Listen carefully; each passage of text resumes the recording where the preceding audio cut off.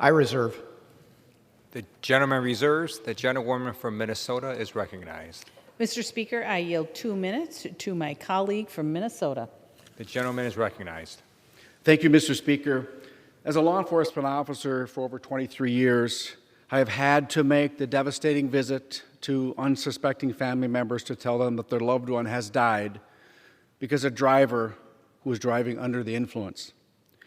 We can all sit here and pretend that marijuana is a harmless drug, but it is not. It clouds your judgment and inhibits your reaction time. The unfortunate reality is, if we take steps to legalize, we will without question increase the number of people who will drive under the influence of marijuana on our roads. As we know all too well, there are many angel families in this country that have lost their sons and daughters to people who were unlawfully in this country and drove under the influence. My amendment would have ensured the MORE Act does not prohibit the deportation of illegal immigrants who are convicted of driving under the influence of marijuana.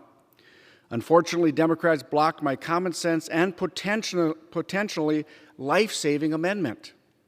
Mr. Speaker, shouldn't we, at a minimum, ensure this legislation is not weaponized and used as a tool to get criminals who are in this country illegally out of trouble and out of deportation proceedings?